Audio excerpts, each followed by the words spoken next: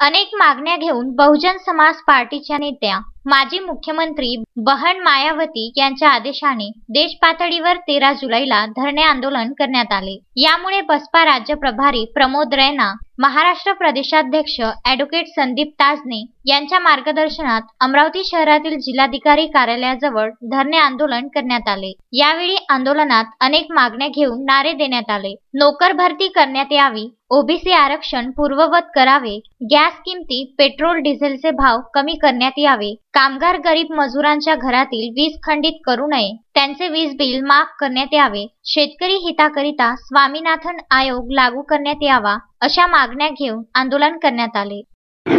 राज्यव्यापी आंदोलन हे अमरावती जिल्ह्याच्या कलेक्टर ऑफिस समोर सुरू आहे। संपूर्ण राज्यामध्ये आजच्या दिवशीच हे आंदोलन सुरू आहे आणि आमच्या ज्या प्रमुख मागण्या आहे ओबीसी आरक्षण, मराठा आरक्षण, त्याचप्रमाणे पेट्रोल डिझेलचे भाव, सोबतच वाढती महंगाई या सर्व बाबीला लक्षात घेऊन हे राज्यव्यापी आंदोलन आज या ठिकाणी होत आहे। या सर्व ज्या समाजाच्या व्यथा आहे, पेट्रोल डिझेल वाढ म्हणा की महागाई म्हणा, या संपूर्ण समाजाच्या मागण्या आहे। समाज या सर्व प्रक्रियेमधून जातो आहे आणि या सर्व महागाईमुळे जनता त्रस्त आहे। म्हणून आमची जनतेची आवाज बहुजन समाज पार्टीच्या माध्यमातून त्या राज्य शासनापर्यंत जायला पाहिजे, यासाठी आजचे हे धरणे आंदोलन आहे।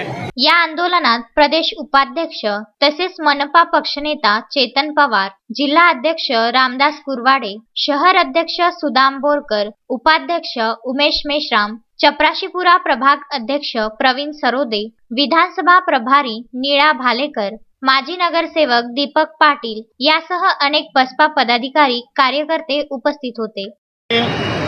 बहुजन समाज पार्टी महाराष्ट्र प्रदेशचे अध्यक्ष ॲडव्होकेट संदीप ताजने साहेब यांनी आदेश दिला की महाराष्ट्रातील प्रत्येक जिल्ह्यामध्ये धरणे, एक दिवसीय राज्यव्यापी धरणे आंदोलन होणार म्हणजे होणार।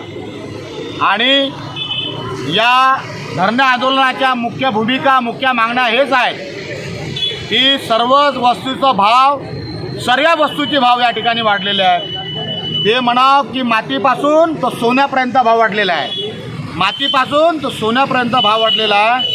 प्रत्येक वस्तूचा भाव या लॉकडाऊनच्या काळामध्ये वाढला आणि याचा फटका सगळ्यात जास्त गरिबांना मिळाला।